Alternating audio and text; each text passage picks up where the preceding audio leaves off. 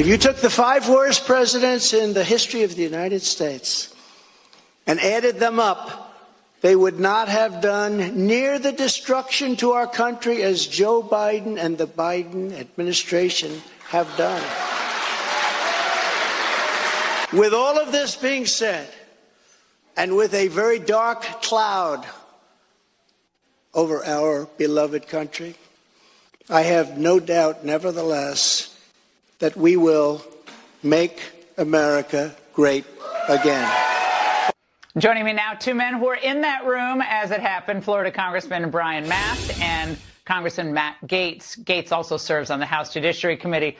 All right, Congressman Gaetz, what can you tell us about how the president is feeling tonight after what was obviously a historic and ridiculous and yet somehow very revealing day?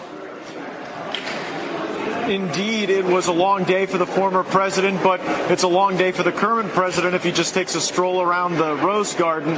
Donald Trump has a renewed sense of focus. He knows how high the stakes are in this election, and he knows that if he doesn't stand and fight, the American people are next. We are next on the menu for a corrupt system that has been weaponized and woke and dangerous to our country. And so I didn't sense any doom or gloom. There was great energy in the room, and the campaign now takes on, I think, a renewed spirit and energy and vision that we're all very excited for.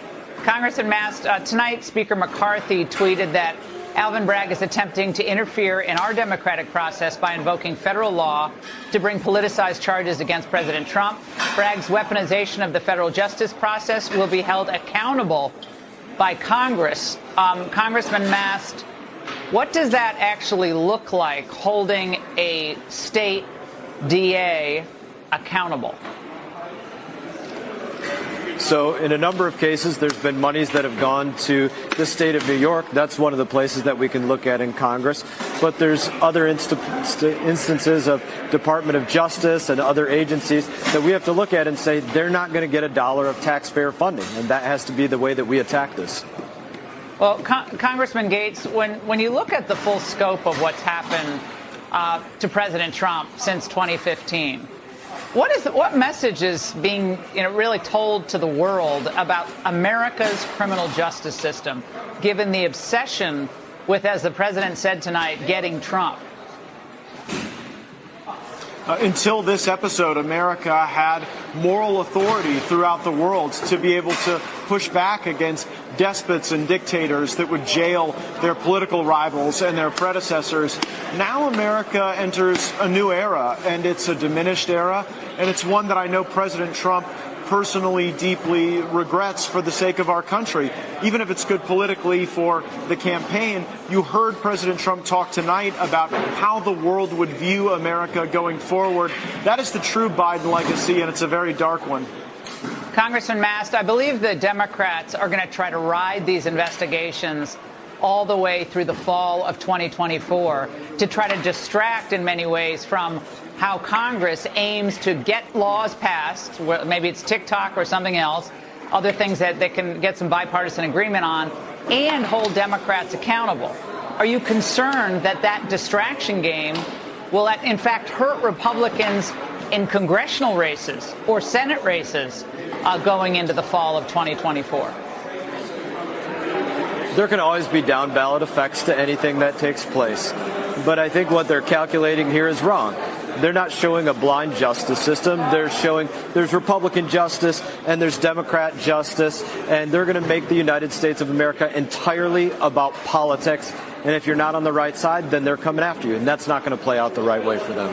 And Congressman Gaetz, in a campaign like 2024, I think it's a lot like 1980, where the country was in such bad shape, and Reagan came in, and his message was, I'm going to turn this economy around. He didn't complain about the hippies in the 70s or the anti-war movement or the Vietnam, war failures. He didn't talk about that. He talked about, I'm going to turn the country around.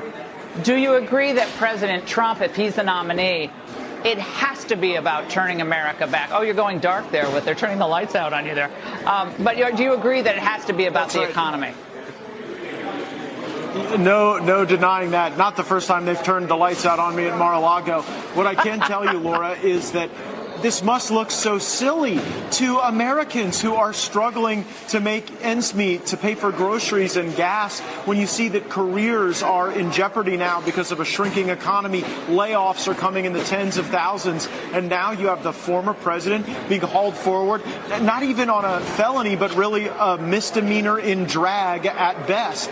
And I think that says a lot more about the people bringing these charges than it does about Donald Trump. But President Trump has to pivot off of this to a place of vision and positivity and American drive, much like we saw from Reagan in the 80s.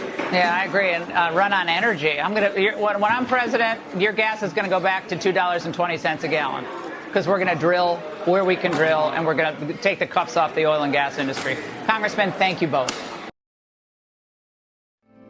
Because the flag still stands for freedom, and they can't take